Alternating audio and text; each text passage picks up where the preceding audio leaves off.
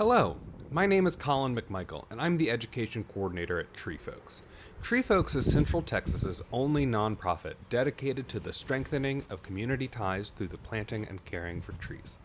Today we'll be doing a tree ID tour of Mabel Davis District Park. Mabel Davis District Park is in southwest Austin near I-35 and State Highway 71. Being on the I-35 corridor, this park has the heightened diversity of the Edwards Plateau and Blackland Prairie transition zone. It houses several different species of trees native to Texas and several invasive species as well.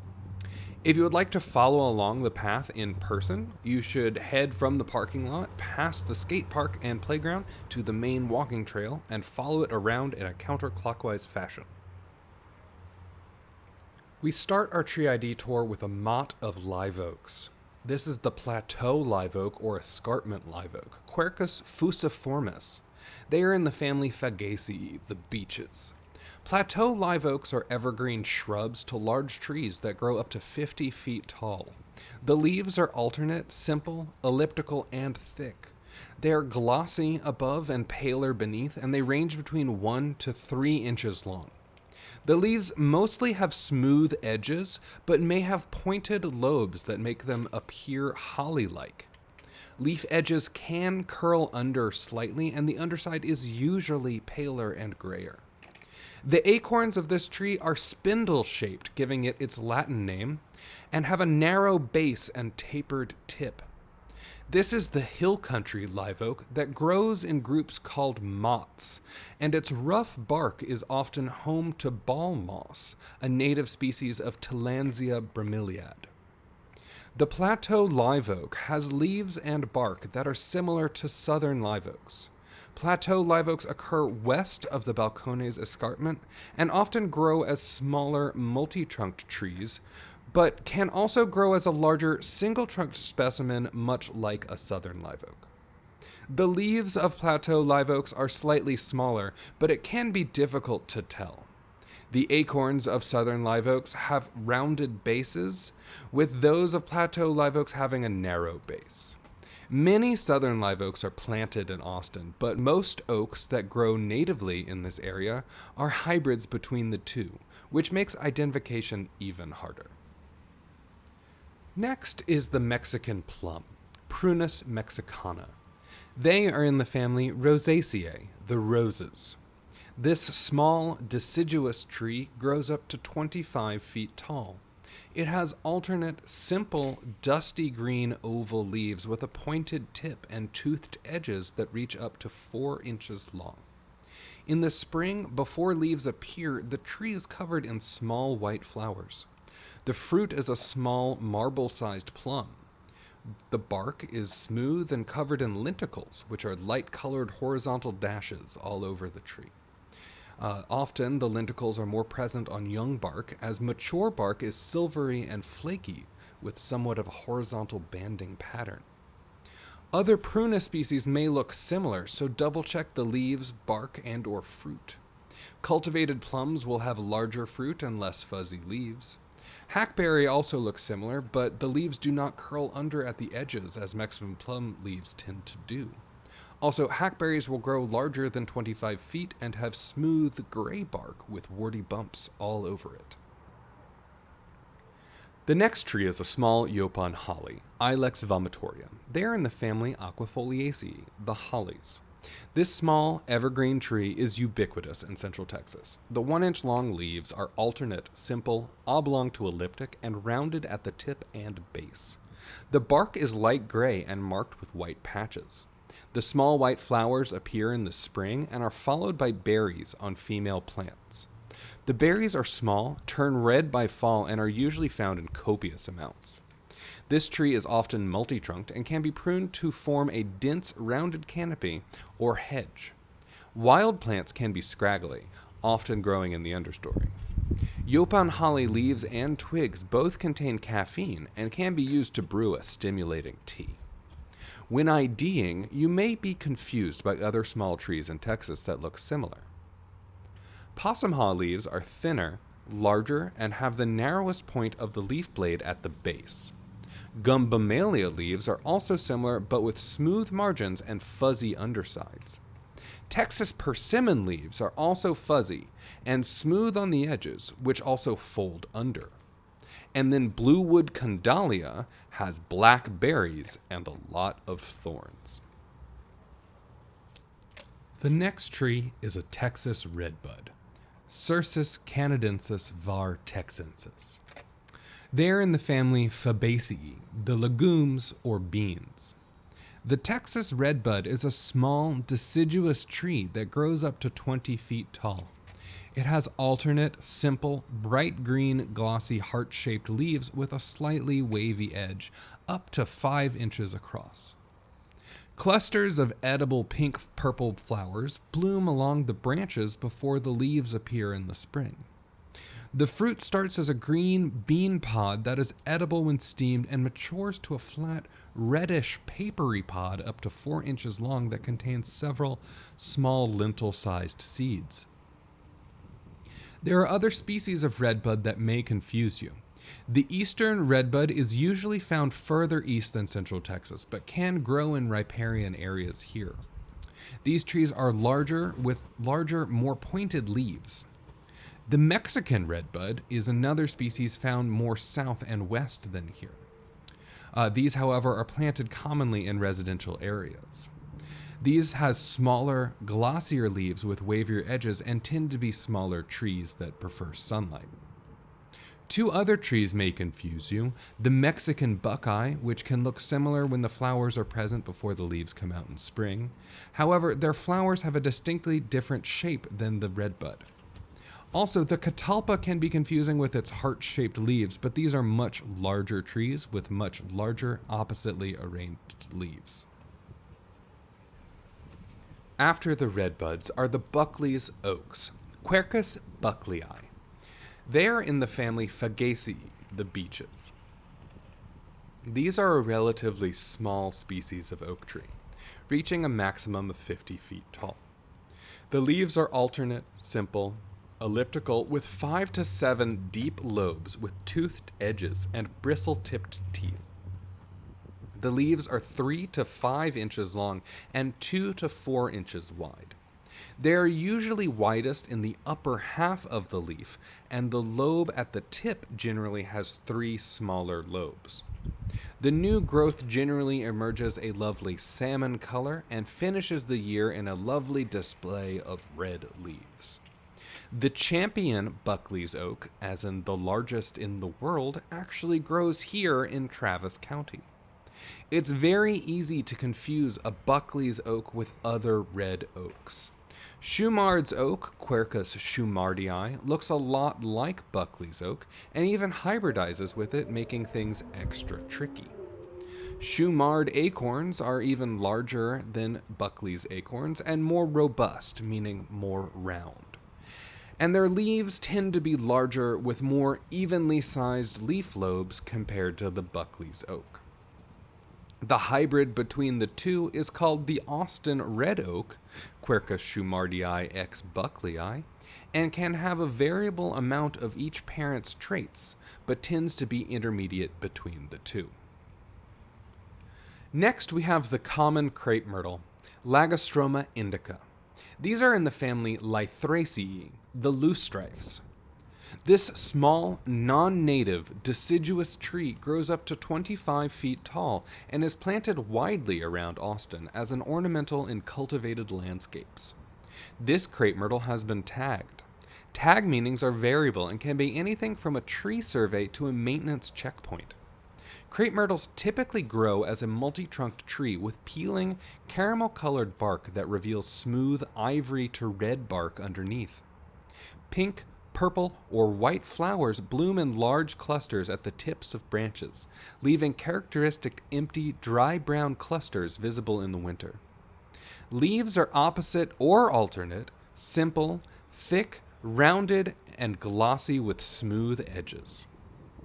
You may be fooled by a Texas persimmon in the winter because of its peeling bark and multi-trunked form, but look for the cluster of dried seed pods at the tip of the branches and the more warm red-toned bark of the crepe myrtle.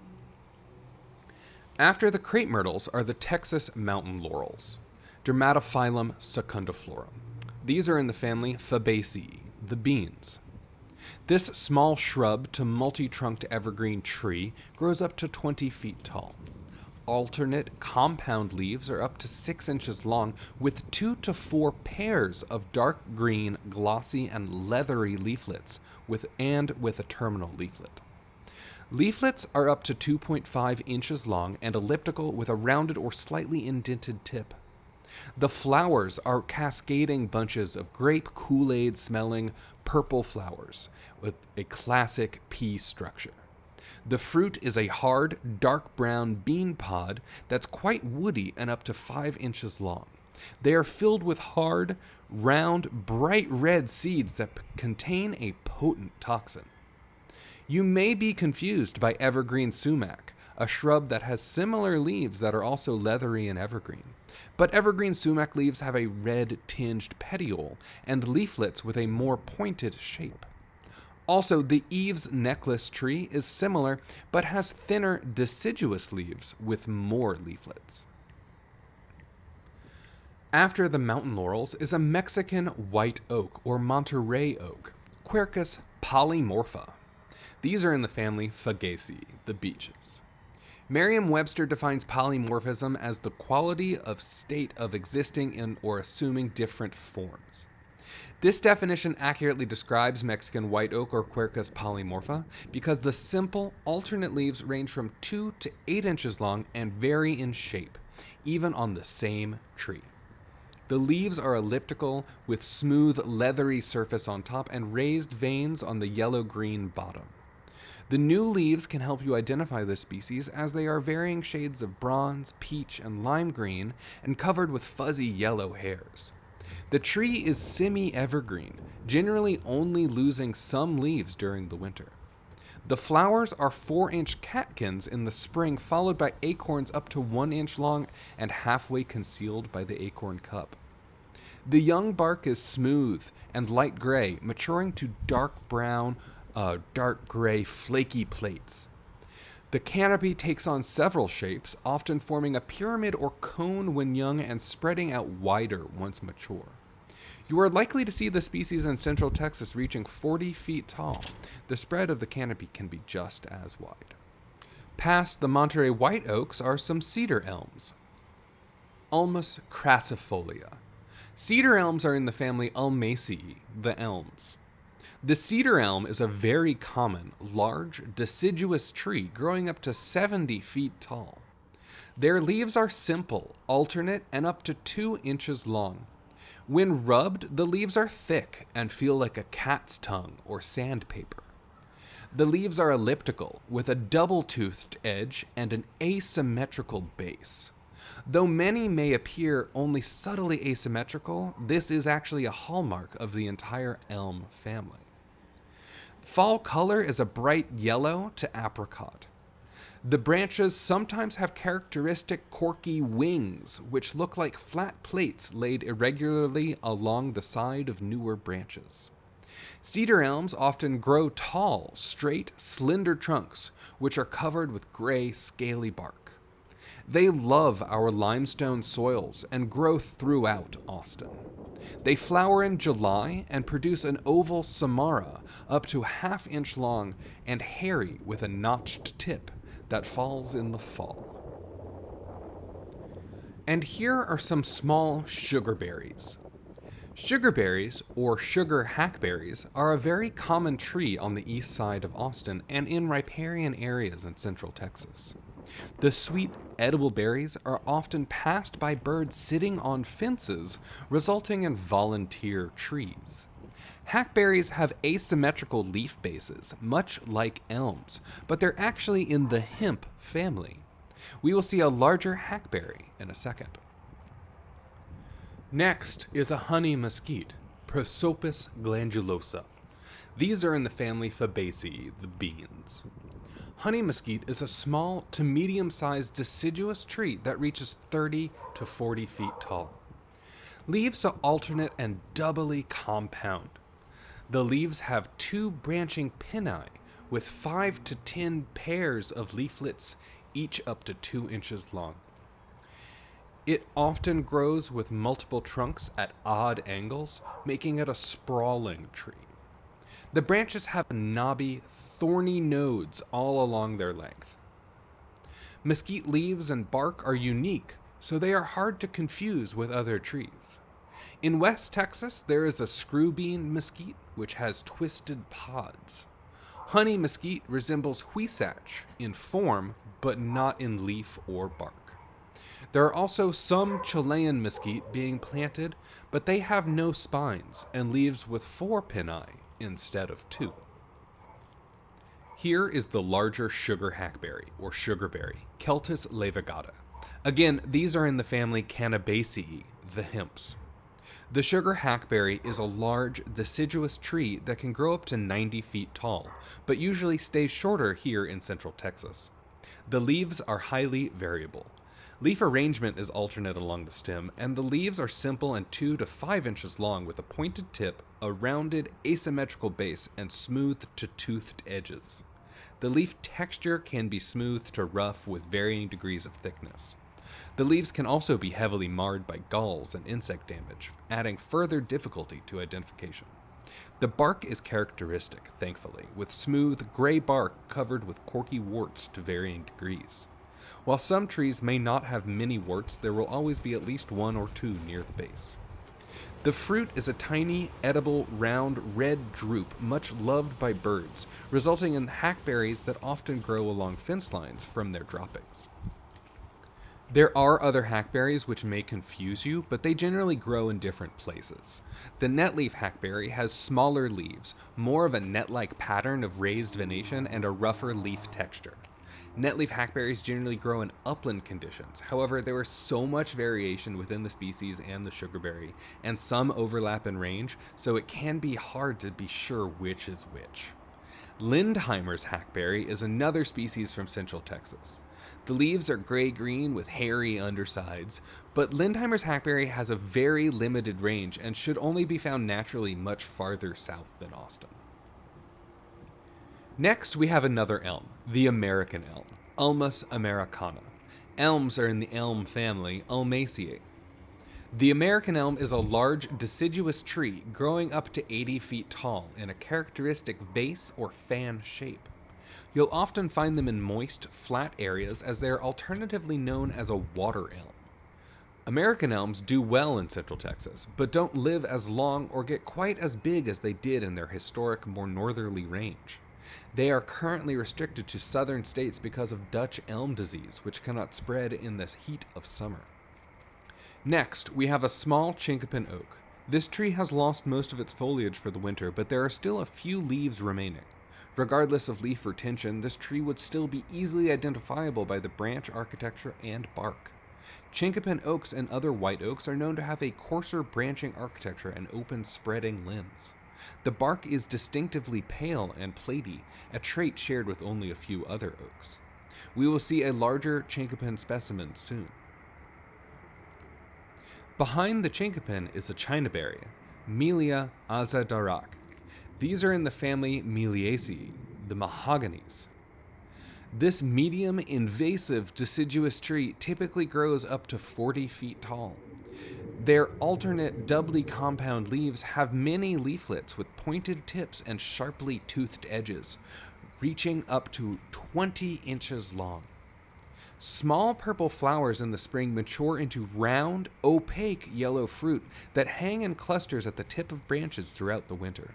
The bark is smooth and spotted with lenticels when young, splitting into shallow, broad, flat plates to reveal reddish bark underneath when mature. Beyond the chinaberry, there is another honey mesquite, Prosopis glandulosa. In late summer, these trees get yellow to brown seed pods that are 4 to 9 inches long, with 10 to 20 seeds inside. These can be ground into an edible flour that has been consumed by people for thousands of years. The heartwood is used for smoking meats thanks to secondary metabolites present in the wood that impart a distinctive flavor. The wood is hard and heavily patterned. Like many other legumes, mesquite has the ability to house beneficial bacteria in their roots that provide nitrogen to the tree. Next is a rather large Texas persimmon, Diospyros texana. These trees are in the family Ebenaceae, the ebonies. Much like others in this family, the heartwood of this tree is black and very hard. This small, usually multi-trunked, semi-evergreen tree grows up to 40 feet tall. The leaves are alternate, simple, small, and dusty green. They are pubescent and oval and up to 2 inches long with a rounded or slightly indented tip and smooth edges that curl under. The flowers on female trees are tiny, white, and bell-shaped. The fruits are edible, dark black, and round, about the size of a gumball. The silvery gray-brown bark peels off to remove ivory inner bark during the spring. Crepe myrtle may fool you in the winter, but look for the clusters of dried seed pods at the tip of its branches. Its more warm or red-toned bark to distinguish it from Texas persimmon's more ivory or silvery bark. Also, blue wood condalia is similar, but has thorns and smaller fruit. After the persimmon is a bur oak, Quercus macrocarpa. These are in the family Fagaceae, the beeches, with the rest of the oaks. This is a large, deciduous oak reaching up to 100 feet tall. The large leaves are alternate, simple, thick, smooth, and up to 12 inches long, with 5 to 9 deep and irregular, unpointed lobes. The lobes on the upper half of the leaf are broader than those near the base and generally not as deep. Male flowers are catkins from 4 to 6 inches long. These trees have the largest acorns of any oak, reaching up to 2 inches long with an acorn cap lined with hairy bristles, giving them their common name. Next is a southern live oak, Quercus virginiana, another oak in the Fagaceae. This majestic, large evergreen oak grows up to a sprawling 50 feet tall and has a canopy spreading more than 100 feet. Lower, massive twisting limbs grow horizontally, eventually touching the ground and creating a tint with its canopy. The alternate, simple leaves are leathery, glossy, dark green above, and paler and grayer below. They are 2 to 4 inches long and up to 2 inches wide, elliptical in shape, with either smooth or holly-like toothed edges that often curve under. The male flowers are catkins, tiny strings of flowers, up to 3 inches long. The acorns are up to 1 inch long, fat, blunt, and dark brown, with a gray, hairy cap that covers up to half their length. The bark is dark brown and patterned into deep valleys and ridges. It follows the Colorado River Valley up from the coast and west to the Balcones Escarpment, and is planted widely around the Austin landscape. Many people are unaware that Texas contains more ecoregions than most states. Ecoregions are areas that have similar climate, geology, and animal and plant life. The Edwards Plateau, the ecoregion to the west, is a large uplifting of limestone with shallow soil, basic soil chemistry, and replete with microhabitats due to karst geology. The Blackland Prairie, the ecoregion to the east, is a deep soil habitat with rolling hills of mixed grass prairie and intercut with heavily forested streams. I-35 is traditionally thought of to be the edge of each ecoregion, but the area around I-35 is more of an overlap than a sharp divide. In this area, we see plants from the Edwards Plateau growing next to trees from the Blackland Prairie. As these ecoregions contain closely related species adapted to their respective homes, the transition zone sees more hybrids than either ecoregion. As we approach another bur oak, you can see that the branches are characteristically gnarly with a coarse architecture and lots of furrows, even on thinner branches. The bark is gray and flaky on young trees, maturing to a deep brown with dark ridges and furrows. Bur oaks have the largest leaves of any oak, but post oak leaves are similar.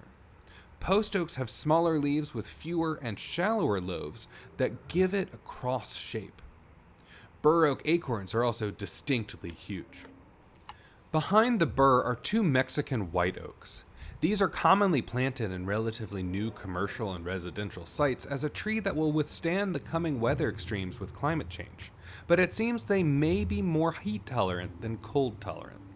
Bur oaks are expected to suffer in the coming heat, but as one of the most cold-tolerant oaks, should be able to withstand the brunt of winter storms. When IDing a Mexican white oak, you may be confused by chinkapin oak leaves, which have more consistent, regularly toothed margins and are deciduous. Also, live oak's small waxy leaves have edges that often fold under and are either smooth or sharply toothed like holly leaves, so they should be easier to distinguish. However, there isn't exactly one leaf morphology you should learn for Quercus polymorpha. In fact, it's hard to see that the two trees we just showed were the same species due to the highly variable leaves. Next is an invasive Chinese tallow, Triadica cibifera. This tree is in the family Euphorbiaceae, the euphorbs. The Chinese tallow is a medium, non-native deciduous tree that grows up to 50 feet tall. It grows invasively along waterways and was planted as a landscape tree for its fall color and oily seeds. It has dark gray seed clusters that split open to reveal white, waxy, pea-sized seeds in winter. Leaves are alternate, simple, up to 4 inches long, and diamond-shaped with smooth edges. The trunk grows twisted in older trees. The distinctive tips on the leaves of tallow make it easy to tell apart from other trees, but there are some lookalikes. Eastern cottonwood leaves have toothed edges and flat bases, like a triangle, not a diamond. And Bradford pear leaves look slightly similar, but they are toothed along the edges. Next is another invasive, ligustrum, or waxleaf privet, Ligustrum lucidum. Admittedly, there are several invasive species in ligustrum, some of which are difficult to tell apart. Ligustrum species are all in the family Oleaceae, the olives. Ligustrum is a non-native, medium evergreen tree growing up to 30 feet tall that's invasive in central Texas. Their leaves are opposite, simple, dark green and leathery up to 6 inches long with smooth edges and pointed tips. The white flowers grow in clusters at the tips of branches and mature into dusty dark blue berries. The bark is light brown and smooth. It grows aggressively in thickets, outshading competitors. Beyond the ligustrum is a black willow, Salix nigra. These native trees are in the family Salicaceae, the willows. This large, deciduous tree can grow up to 100 feet tall, though you typically find them growing up to 50 feet. They are found growing along waterways in central Texas and are often pioneer species, spreading into thickets and stabilizing eroding banks with their roots. The linear leaves are alternate, simple, and up to 6 inches long and 3/4 inch wide with a finely toothed edge. The bark of mature trees is deeply furrowed and shaggy. The flower is 2 to 3 inches long and a catkin. It appears in spring. Black willows are distinctive, but watch out for the following lookalikes. The desert willow is a much smaller tree and obviously not closely related to other willows when in bloom. They have smooth bark and leaves with smooth edges. It's native to West Texas, so it's only found in Austin where it has been planted. The weeping willow, a close but non-native relative to the black willow, has very long, drooping branchlets. You will only find it planted as an ornamental in a wet, cultivated habitat, not in the wild. Below the black willow is a small, invasive white mulberry, Morus alba. These are in the family Moraceae, the mulberries. The white mulberry is a small to medium, deciduous, non-native tree that grows up to 50 feet tall. The leaves are alternate, simple, toothed and glossy, from 2 to 4 inches long, and either unlobed or lobed with one or more deep lobes. They may have hairs along the veins on the underside of the leaf. When the leaf stem is broken, it releases a milky sap. Inner bark is bright orange, and gray outer bark splits as it ages. The berries range from black to white when ripe. Next is the native box elder, Acer negundo.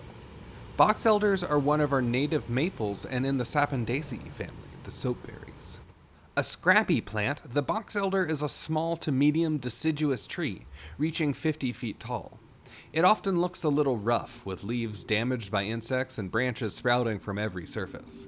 The leaves are opposite and compound with 3 to 5 light green leaflets that have serrated edges, pointed tips, and reach up to 4 inches long.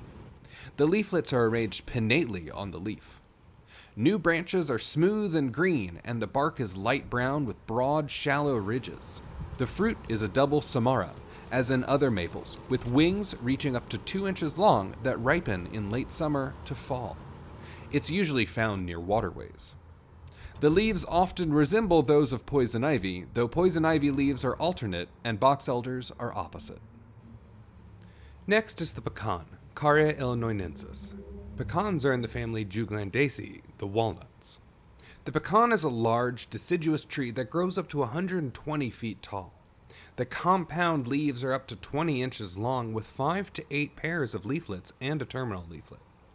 Leaflets are up to 8 inches long, lance-shaped with a central vein that cuts the leaf asymmetrically, and toothed edges. New spring growth and dried leaves are fragrant when crushed, and the fruit is a brown, oval, spotted nut enclosed in a fragrant green husk that turns brown and pops open when mature in the fall. The bark takes on a variety of textures from very flaky to flat ridges. They are found growing in bottomland areas and planted in groves and parks around town. And it's a state tree of Texas, y'all. There are some lookalikes, such as the black walnut, which has more leaflets that are fuzzy underneath with rounder nuts. And the largest leaflets in a black walnut are typically towards the center. Plus, there's also the tree of heaven, which has leaves that can grow up to 4 feet long, with leaflets that are only toothed at the base of the leaf, and have a distinct peanut buttery smell when crushed. Tree of heaven also has very smooth bark. Just past the pecan is a cherry laurel, or Carolina laurel cherry, Prunus caroliniana. This tree is in the family Rosaceae, the roses. This small to medium evergreen tree can grow up to 40 feet tall. The dark, glossy, elliptical leaves are alternate, simple, and up to 4 inches long with smooth edges that are often spotted with a few bristle-like teeth. The leaves smell like maraschino cherries when crushed due to the presence of cyanogenic compounds, as in cyanide, so don't eat them. Cherry laurel are found in moist bottomland areas and planted as a hedge.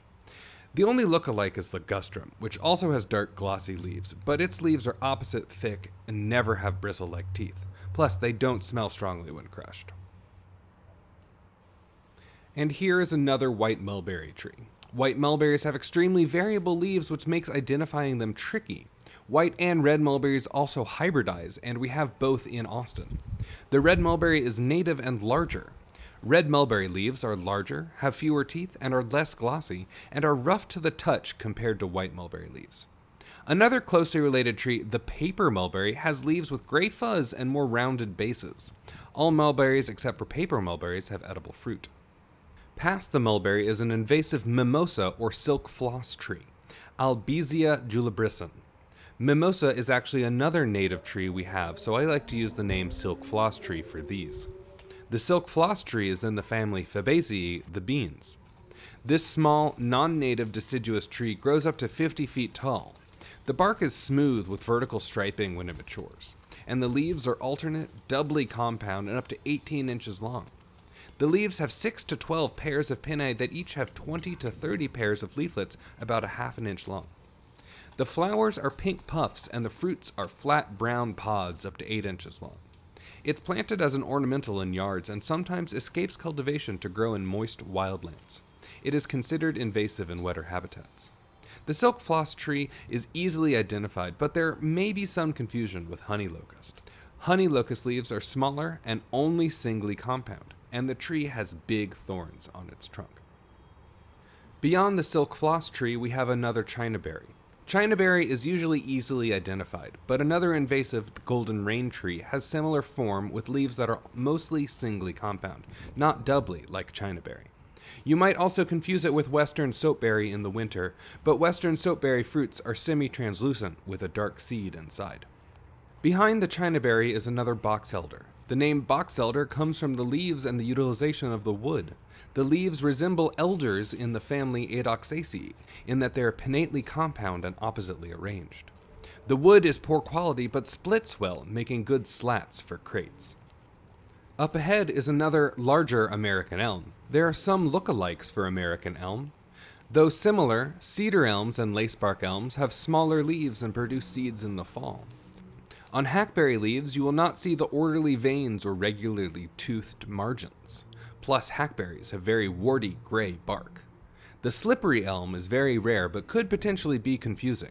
It can be distinguished by removing a little bark from the tip of a branch. If it's slimy, then it's a slippery elm. Tall trees can be difficult to identify, so looking on the ground can be helpful if you need to find leaves. American elms are deciduous, so you can find their leaves on the ground in the fall. Their leaves are alternate, simple, and shaped like an ellipse with a pointed tip, orderly veins, and a double-toothed edge. The leaves have asymmetrical bases, like all elms. The leaves are up to 6 inches long and 3 inches wide, and feel only slightly rough on their upper surface and quite thin between the fingers. The bark can be scaly when young and have deep furrows that cross, creating an X pattern when mature. The fruit is an elliptical samara that looks like a papery fried egg and is produced in the late spring or early summer.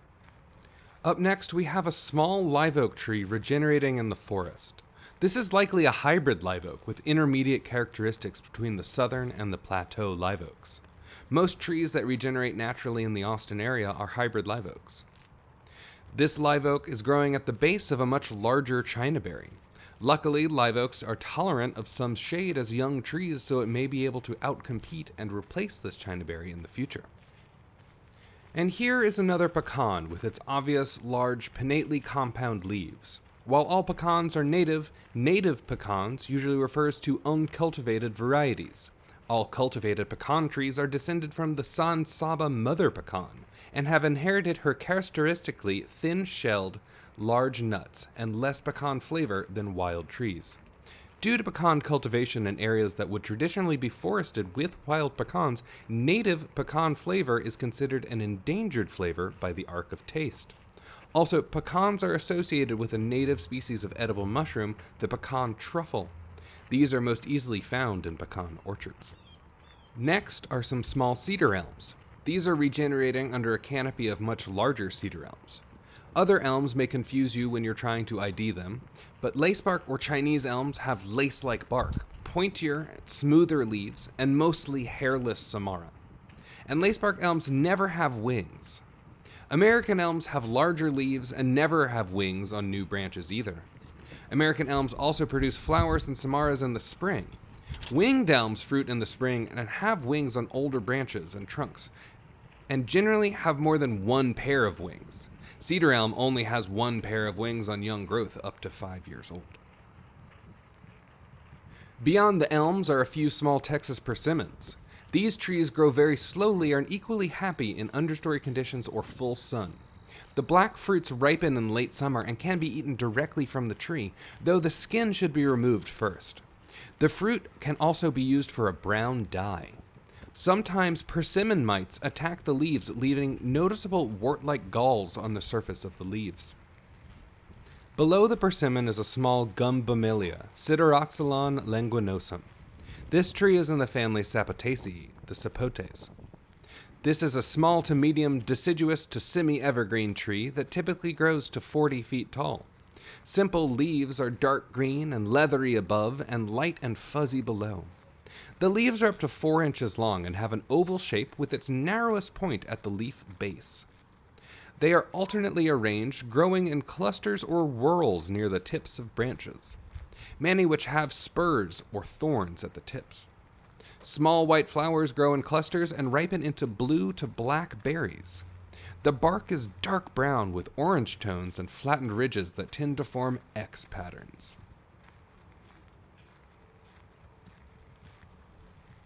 The next tree is the Brazil, or bluewood Candalia, Candalia hookeri. This tree is in the family Rhamnaceae, the buckthorns. This thorny, semi-evergreen shrub to small tree tends to form thickets. The small leaves are bright green with smooth to toothed edges. Their narrowest point is at the leaf base, and the leaves have a very small petiole. Small, round, black fruit ripens in the summer. Bluewood Candalia is small, inconspicuous, and somewhat rare. It is more commonly found southwest of Austin towards San Antonio. While there are some lookalikes for this tree, none of them have thorns. Still, possum haw, Yaupon holly, and Texas persimmon may confuse you. Past the bluewood Candalia is an ash juniper, also known as a cedar in these parts, Juniperus ashii. These trees are not true cedars, as they are more closely related to the giant sequoia in the family Cupressaceae, the cypresses. Ash juniper is a very common, bushy, evergreen tree reaching up to 30 feet tall. The leaves are scaly needles that smell fragrant when crushed. The females have small, round, fleshy blue cones, and the males look golden in the winter due to pollen packets. The bark is reddish-brown, often with whitish banding caused by a fungus. The mature bark peels off in long strips and is used by the endangered golden-cheeked warbler to build its nests. The twisted trunk often forms branches close to the ground. It gets a bad rap, but it is native to the area and has been an important part of the Central Texas ecosystem for a very long time. There is one tree that will trip you up on identification, the eastern red cedar. When you brush a bundle of mature eastern red cedar's leaves against your skin, they feel very smooth, whereas the ash juniper needles feel very prickly. Ash juniper branches also come out pretty much every which way, often starting very close to the ground, but pruning can make this a little confusing. The eastern red cedar tends to have branches higher up that come out at perpendicular branch angles. Another tree, the Arizona cypress, may be a confusing species as well, but they are typically found in cultivated landscapes and are pyramid-shaped with gray-green leaves and bigger, harder brown cones. There is also arbor vitae, but these have leaves that are organized into flat plates and is only found in cultivated landscapes.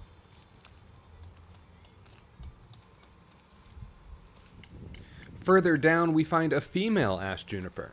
She is currently coning. The blue berries are not true fruits, but instead fleshy cones. They are edible and can be used for making a juniper spice. They are much loved by birds, especially our winter birds like the cedar waxwing.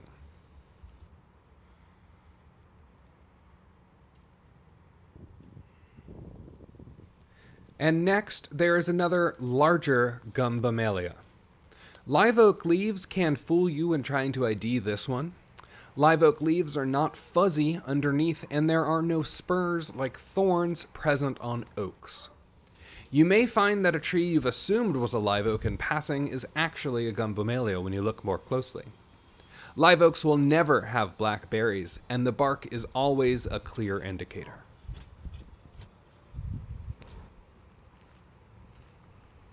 This gum mammalia is growing at the base of what I would call a potentially hybrid juniper. This may be a hybrid between the eastern red cedar and the ash juniper.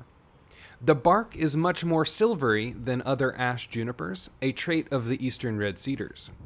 But this tree also has non-perpendicular branch angles, a trait of ash junipers. It is believable that you would find a hybrid here so close to the I-35 corridor and in the transition zone between the Blackland Prairie and the Edwards Plateau.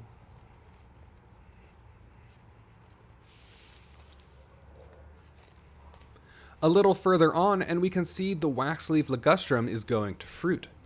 Much like juniper berries, these are beloved by birds. Unlike the juniper berries, when they are passed by birds, native trees do not grow from the droppings. Birds passing these berries in the forest are one of the main reasons for this tree's success in its introduced habitat. There are some confusing trees that might make IDing ligustrum difficult. Cherry laurels also have dark green leaves, but they are alternate, thinner, and scented when crushed compared to those of ligustrum. Rough-leaf dogwood leaves are also simple and opposite, like ligustrum, but they are light green, thin, and rough to the touch, with veins that arc strongly to their sharply pointed tip. And beyond the ligustrum is another ash juniper. This appears to be a male tree. Male junipers produce male cones with pollen packets. This is the cause of cedar fever and a lot of the hate that junipers receive.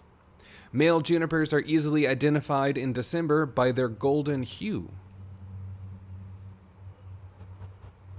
As we move further on, we see another Chinese tallow. Much like the juniper and the ligustrum, the berries are delicious to birds. They have a high fat content, which makes them especially desirable to overwintering species. Much like ligustrum, as the seeds pass, the invasion progresses. Beyond the tallow is a green ash, Fraxinus pennsylvanica. This tree is in the family Oleaceae, the olives. Green ash is a large, deciduous tree that reaches 50 to 75 feet tall. Opposite compound leaves are 10 to 12 inches long, with 7 to 9 leaflets arranged pinnately. The leaflets are oval to lance-shaped, dark green, and pointed at the tip with smooth to slightly toothed edges. This tree is often found along waterways in Austin and has stunning yellow leaves in the fall. Most other ashes will probably confuse you here, but don't worry because ashes are very hard to tell apart. There are several species present in Texas besides the green ash, including Berlandier's ash, the Arizona ash, and the Texas ash. Number, size, and shape of leaflets, tree height, location, and leaf texture can all possibly help you distinguish this form from other species, but leaflets tend to be the easiest character to use. Arizona ash tend to have narrower leaflets. Mexican ash tend to have more teeth on the leaflets, and Texas ash have fewer, rounder leaflets. Up next, we have another black willow. Willow bark contains salicylic acid, a potent anti-inflammatory and the precursor to aspirin. Salicylic acid can be found in everything from face wash to water additives from florists.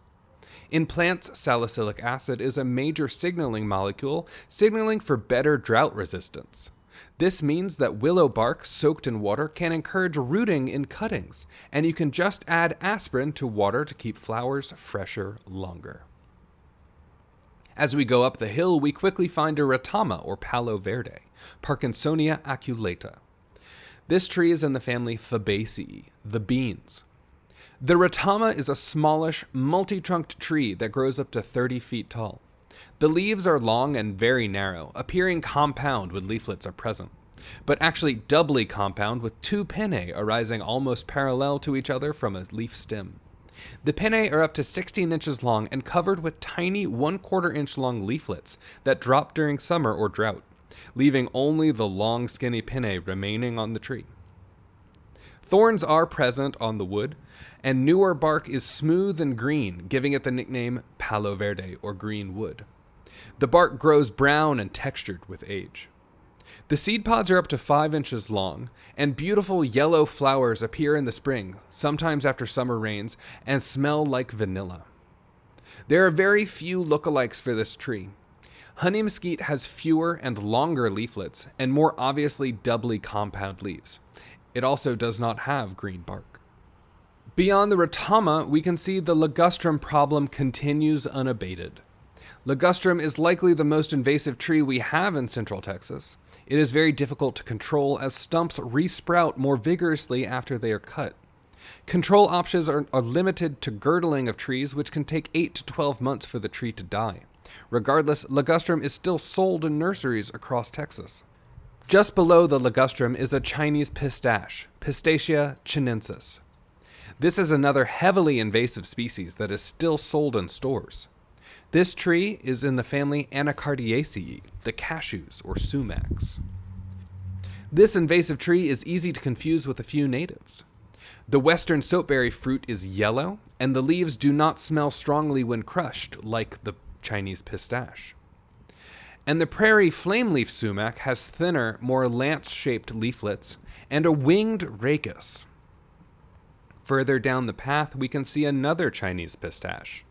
Chinese pistache is a medium, deciduous, non-native tree that grows up to 40 feet tall and has been planted in yards and parks as a shade tree. The leaves are alternate and compound with 10 to 16 leaflets that reach up to 4 inches long and are often arranged alternately along the stem. There is no terminal leaflet at the tip of the leaf. The leaves turn bright colors in the fall and smell cloyingly perfumey when crushed. The fruit is a small cluster of red berries that get eaten by birds. Past the pistache is another much larger sugarberry. Much like the pistache, juniper, and ligustrum, the sugarberries are spread by birds. While they can grow quite large and quite quickly, they are not a preferred shade tree in urban environments because they tend to be short-lived and weak-wooded.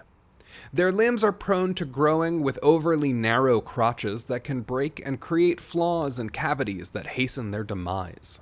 Still, this attribute is an essential ecosystem service in natural systems where animals would take advantage of such cavities, thereby making it a habitat tree. And just past the sugarberry is another ratama. Ratama usually look nice, well, nicer than this, but they were severely affected by the winter storm in February. Ratama are only marginally in zone here in central Texas. They tend to die back to the ground when it gets extremely cold for long durations. Ratama grows quickly though, so they should be back to their former glory in just a year or two more. And past the ratama, we see another Mexican white oak up on the hill. These also did not do very well during the February freeze, but the effects seemed more variable than on the ratama.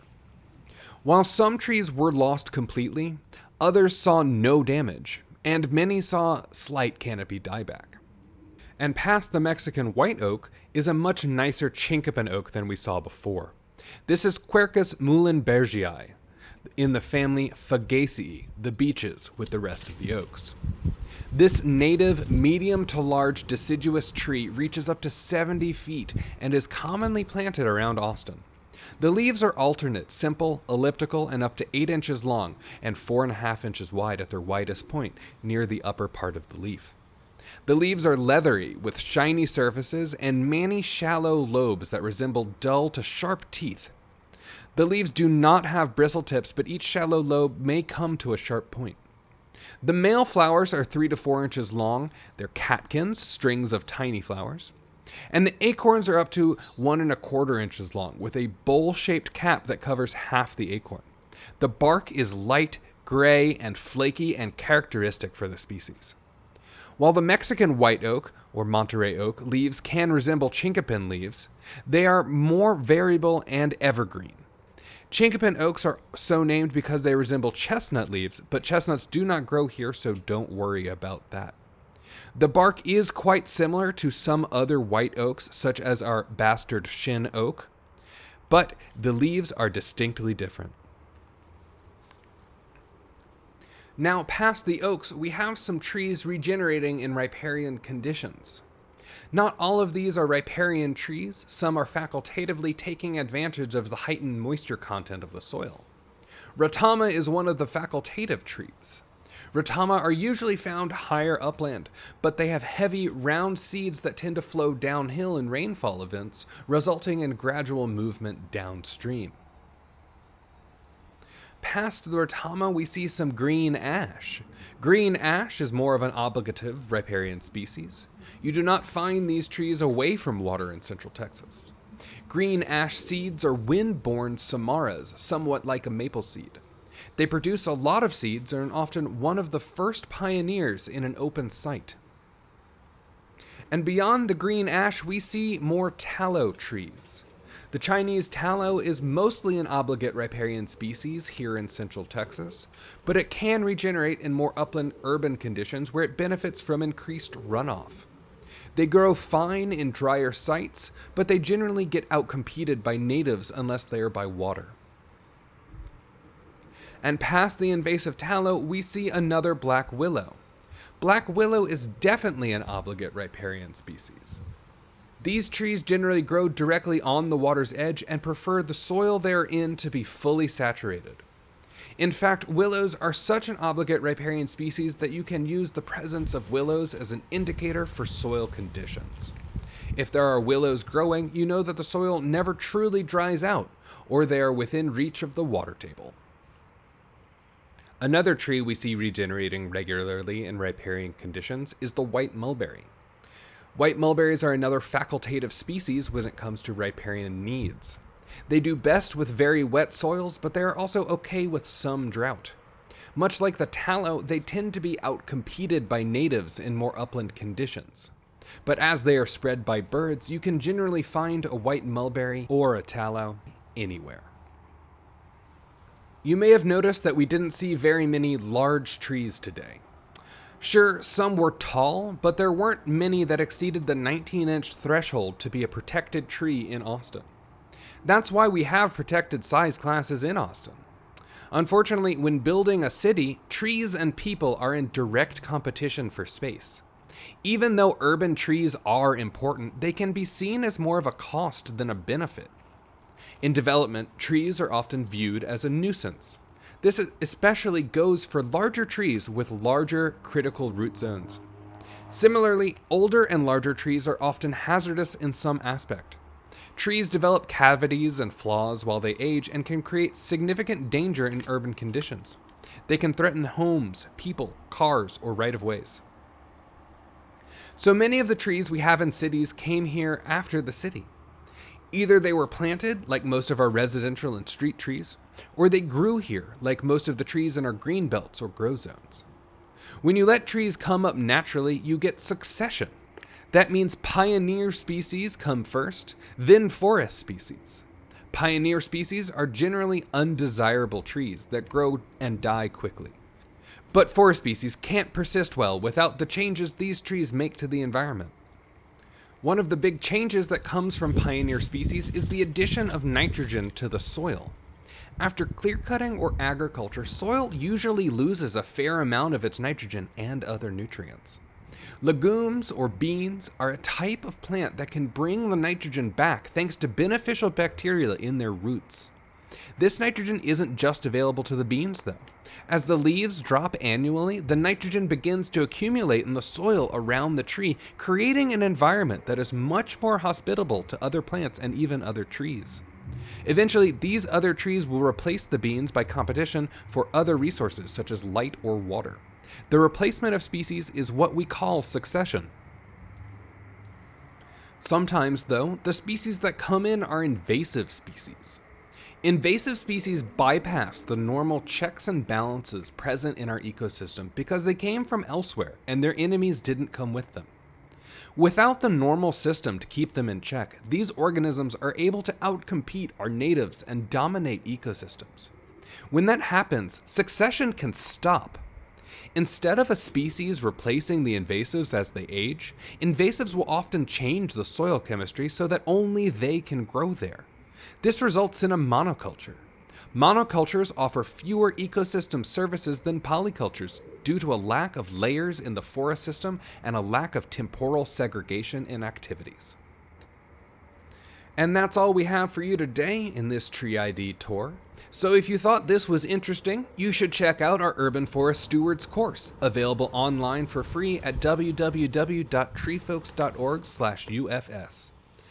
You are also welcome to come to one of our in-person events, such as a Neighbor Woods adoption event, Ready Set Plant planting event, or in-person Tree ID walk. Please check out our events page for upcoming opportunities at www.treefolks.org/events.